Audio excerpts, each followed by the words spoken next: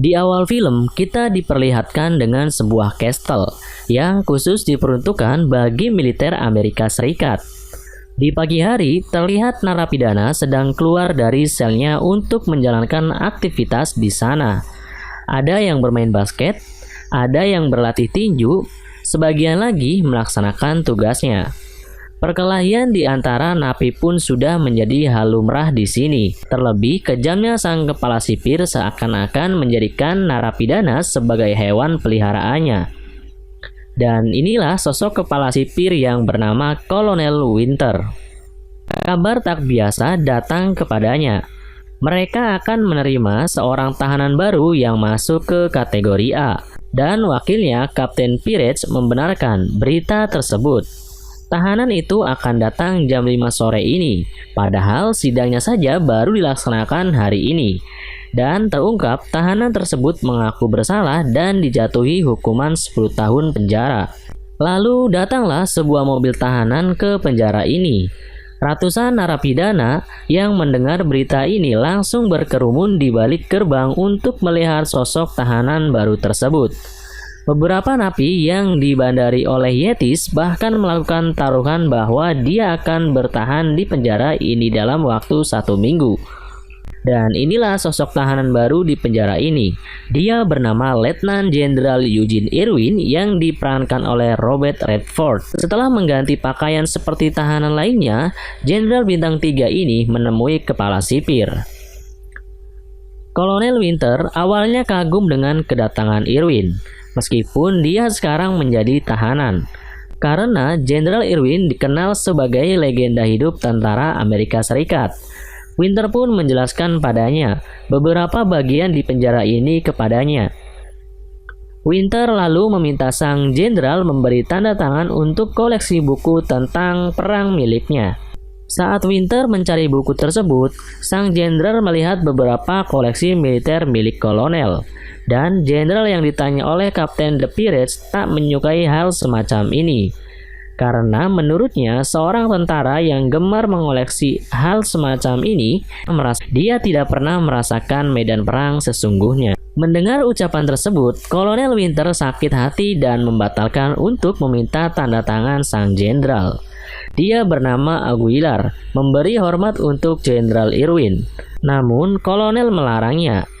Karena peraturan di sana untuk tidak memberi hormat dengan sesama tahanan. Dan nyatanya Jenderal Irwin untuk pertama kali dalam hidupnya merasakan sel penjara. Di pagi hari, Kolonel Winter dengan sengaja hanya memberikan 1 bola basket. Dia sengaja melakukan ini agar terjadi perkelahian di antara tahanan. Kesempatan ini malah dimanfaatkan kembali oleh Yetis untuk menjadi bandar taruhan. Jenderal Irwin yang menjadi tahanan tidak bisa berbuat banyak. Dia pun hanya bisa melihat kejadian ini yang sengaja dibiarkan oleh Winter. Dan tahanan yang babak belur itu bernama Temper. Penjangan ketika napi lain memberikan sebuah besi untuk Temper, barulah alarm dinyalakan. Semua napi disuruh untuk tiarap. Namun tidak bagi Temper. Sang penjaga dari atas menembaknya dengan peluru karet. Seperti halnya napi lain, Jenderal Irwin mendapatkan tugas untuk mencuci. Dan di luar, Irwin menyaksikan Aguilar yang gagap dimarahi oleh tahanan lain, dikarenakan mengganggu yang sedang membangun kembali tembok sejarah di penjara ini. Di saat dia sedang makan, Irwin didatangi oleh seorang tentara yang sebagai dokter medis yang pernah menjadi anak buahnya di Perang Teluk. Kemudian, beberapa tahanan lain datang meminta bantuan Irwin untuk melaporkan Winter ke Pentagon, karena dia memperlakukan mereka seperti binatang. Banyak tahanan yang terbunuh akibat kekejamannya. Namun Irwin menolaknya karena dia bukan siapa-siapa. Kesalahannya 3 tahun lalu di Bosnia membuatnya harus menekam di sini. Dan dia tak mau melakukan hal yang sama, hanya ingin menjalani hukumannya dengan baik. Lalu keluar dari sini. Saat sedang berada di lapangan, si gagap Aguilar kembali mendatanginya. Ia memberi hormat kepada Irwin, padahal dia sudah melarangnya. Irwin pun menjelaskan kepadanya tentang arti penghormatan. Sayangnya, kejadian itu langsung disaksikan oleh Winter dari atas kantornya. Kapten Pirates pun ditugaskan untuk menghukum Aguilar.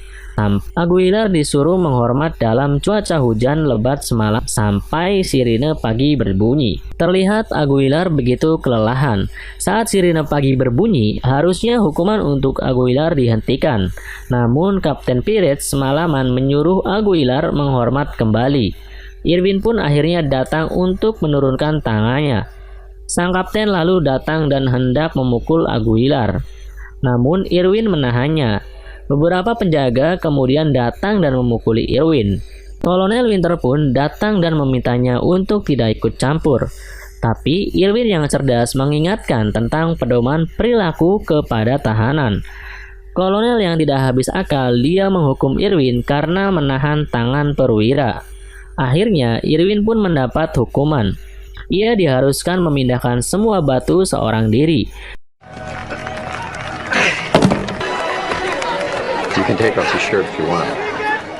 Di tengah cuaca yang sangat panas itu, Irwin melepaskan bajunya. Terlihat juga bekas luka di punggungnya akibat perang yang ia jalani. Yetis kembali memanfaatkan kesempatan ini untuk mengadakan taruhan. Para tahanan kebanyakan membuat taruhan bahwa jenderal tidak akan kuat mengangkat semua batu tersebut. Di luar dugaan, jenderal yang sudah sangat kelelahan mampu bertahan dan berhasil memindahkan batu-batu tersebut. Tak cukup sampai di situ. Setelah selesai memindahkan batu tersebut, Kolonel Winter memberi perintah kepada kapten untuk kembali mengangkat batu itu ke tempat semula. Sirine pun akhirnya berbunyi yang membuat semua tahanan masuk ke selnya masing-masing. Kenapa kau rela mati demi memindahkan batu dinding milik kolonel? Dia pun menjawab, ini dinding bukan miliknya, tapi ini dinding kalian. Hingga akhirnya Irwin pun dimasukkan ke dalam sel isolasi. Waktu pun berlalu. Irwin dikembalikan ke sel miliknya yang bernomor 345. Di tengah perjalanan menuju selnya, tiba-tiba seluruh tahanan di sana memberikan kode penghormatan kepadanya seperti inilah.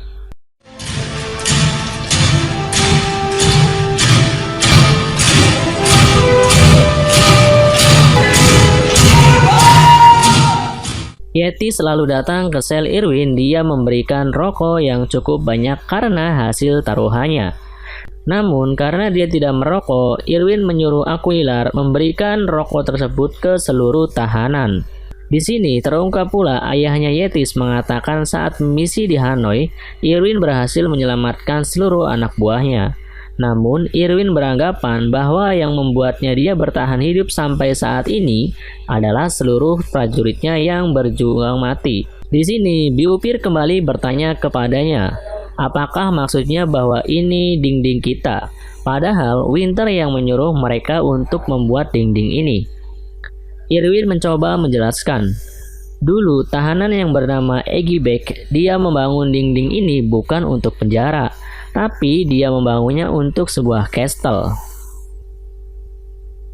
Kastel itu dibuat untuk tempat perlindungan, dan akhirnya seluruh narapidana kompak untuk merubuhkan kembali dinding tersebut. Kolonel Winter terkejut dengan rubuhnya dinding itu, yang diperintahkan Irwin menurut anak buahnya. Di keesokan harinya, para napi pun kembali membangun dinding itu. Kali ini, Biupir meminta saran Aguilar, cara tepat menyusun batu. Sebelumnya, para napi kompak untuk merubuhkan dinding. Namun, sekarang para napi kompak untuk membangun dinding kembali. Jenderal pun dipanggil dengan sebutan Chief oleh napi lain-lainnya. Aguilar pun diberikan penghargaan khusus untuk menulis namanya di dinding tersebut. Kekompakan para napi harusnya menjadi kabar baik bagi kepala sipir, tapi tidak bagi Winter. Dia melihat Irwin bukan hanya membangun dinding itu, tapi juga sedang membentuk pasukan untuk melawannya. Tak mau dirinya diremehkan oleh Irwin karena sistem yang dia jalankan. Sebuah beko dia datangkan ke penjara ini untuk merubuhkan dinding tersebut, sehingga hal yang tidak terduga pun terjadi.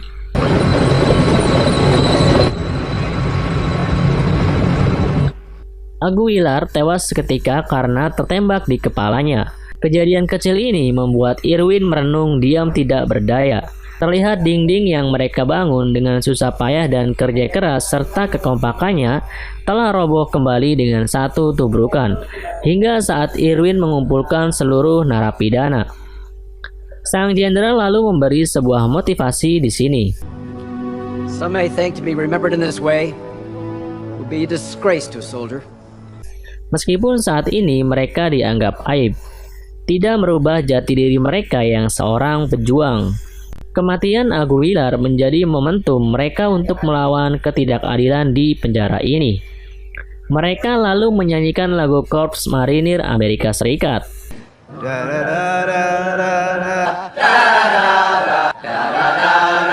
Melihat kekompakan para napi, kolonel meminta Pirates untuk menyalakan sirine. Ketika sirine yang berbunyi, inilah yang dilakukan oleh mereka.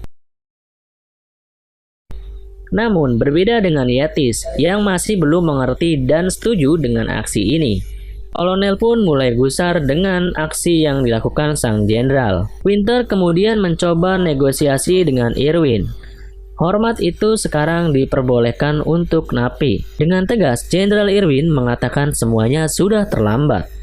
Semua napi menginginkan Winter mengundurkan diri dan melepaskan komando di penjara ini. Bahkan, ancaman sel isolasi tidak akan merubah keputusan Irwin. Kolonel Winter lalu menghubungi Jenderal Bintang 1 yang bernama Wheeler atasannya. Kepada atasannya, Kolonel mengatakan bahwa Irwin sudah gila. Selain melakukan pelanggaran di penjara, dia pun meminta dirinya untuk mengundurkan diri. Dan di sini Wheeler malah memperingatkannya. Faktanya, Jenderal Irwin lah yang menyematkan bintang di bahunya. Anjing, skakmat lu. Dia meminta Irwin dipindahkan dari penjara militer ini. Namun sebelum itu, Wheeler ingin menemuinya. Saat menemui Irwin di ruangan khusus, sebuah surat dikirimkan Irwin untuk kolonel. Surat tersebut berisi ancaman. Dan semua narapidana akan menyandra Jenderal Wheeler jam 12:10. Dan menjadikannya tahanan. Lalu Wheeler berkata kepada Irwin bahwa dia tidak bisa menangkap Winter dikarenakan tidak adanya bukti para tahanan mati oleh kekejamannya. Di samping itu, status SORT diberlakukan oleh kolonel. Artinya, semua penjaga siaga dan melakukan prosedur darurat.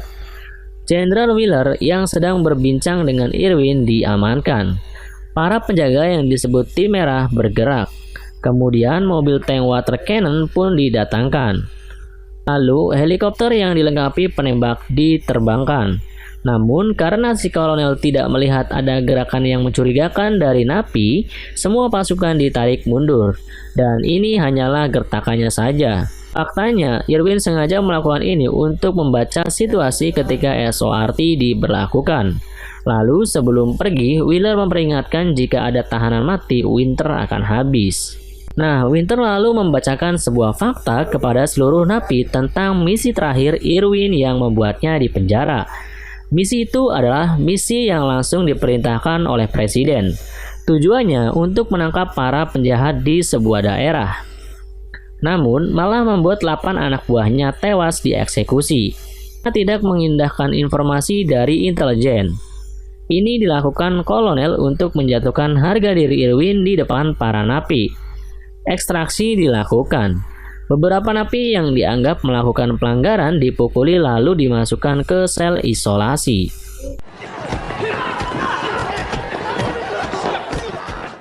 Namun hukuman itu tidak membuat gentar Irwin dan napi lainnya. Lalu strategi selanjutnya adalah Irwin dengan sengaja berkumpul di lapangan. Terungkap juga Yates adalah seorang pilot Apache. Tapi dia tidak setuju dengan misi Irwin dan dianggap pengkhianat oleh napi lainnya. Kolonel mencoba memanfaatkan hal itu. Dia memanggil Yates. Kolonel menawarkan Yates keringanan hukuman dari 3 tahun menjadi 3 bulan agar bersedia menjadi informan mereka. Di saat jam makan, 2 napi sengaja membuat keributan agar para penjaga membawanya. Di sini Irwin kembali membacakan strategi untuk menjatuhkan si kolonel. Beberapa poin alasan kepala sipir bisa dicopot sesuai aturan adalah selain melakukan pelanggaran dan tidak kriminal, juga karena fasilitas ini berhasil diambil alih oleh tahanan. Dan Irwin mengusulkan poin yang terakhir. Semua napi pun akhirnya setuju. Kemudian Irwin menjelaskan strateginya dalam sebuah papan catur. Dari mulai melumpuhkan para pengawal Winter hingga menara 1-4, termasuk meriam air dan helikopter. Nah, ketika mengucapkan helikopter, sontak Irwin langsung menatapi Yetis. Dan langkah terakhir adalah mengibarkan bendera secara terbalik karena itu faktanya sinyal meminta bantuan. Agar Jenderal Wheeler datang. Secara khusus, Irwin berbicara dengan Yetis yang dianggap pengkhianat oleh napi lain. Irwin sudah menduga Yetis telah dimanfaatkan oleh kolonel. Dan pilihan ada di tangan Yetis. Dia mau menjadi seorang prajurit sejati atau hanya jadi seorang pengecut. Lalu di ruangan kolonel terlihat bendera Amerika Serikat disimpan di sebuah kotak. Dan Yetis datang dengan membawa tas yang biasa berisi surat untuk para napi. Yetis yang dianggap informannya, dia mengungkapkan strategi yang dilakukan oleh Irwin untuk mengambil alih penjara ini. Namun, Yetis meminta segera dikeluarkan dari penjara ini untuk keamanannya. Tiba-tiba, seorang napi mengamuk di luar kantor dan menuduh Yetis seorang pengkhianat. Nah, disinilah guys plot twistnya. Esoknya, ia kembali menemui kolonel. Dia dengan sengaja mengatakan strategi Irwin adalah mengibarkan bendera terbalik agar bantuan internasional datang. Kolonel awalnya tidak percaya dari mana mereka akan mendapatkan bendera tersebut. Yetis bilang, dari saya.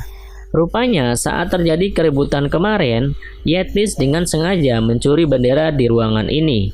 Awalnya kita mengira Yetis adalah seorang pengkhianat. Namun faktanya menjadi prajurit sejati. Kemudian hampir seluruh penjaga masuk ke ruangan sel untuk menggeledah mencari bendera tersebut. Sedangkan para tahanan dikumpulkan di lapangan. Disinilah awal jatuhnya Kolonel Winter. Dia mulai sadar ini strategi napi agar berada di lapangan. Saat ratusan penjaga sedang menggeledah ruangan sel, Irwin memberi komando untuk melakukan misinya. Langkah pertama, pintu menuju ruangan sel dirantai sehingga para petugas terjebak di sana. Jumlah penjaga yang sedikit di lapangan dengan mudah dilumpuhkannya. Jenderal Miller ditelepon untuk datang dengan pasukannya ke penjara ini. Karena kewalahan, kolonel lalu memerintahkan untuk menurunkan tim merah dan tim biru. Dan terlihat dari tembakan ketapel yang terakhir mengenai ruangan kolonel dan menghancurkan ruangan koleksinya. Dan rupanya batu itu bertuliskan nama Aguilar yang tewas sebelumnya. Davy berhasil mematikan saluran air agar water cannon-nya lumpuh.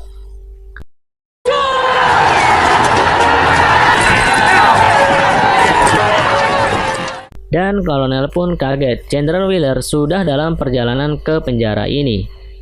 Misi mereka selanjutnya adalah melumpuhkan helikopter.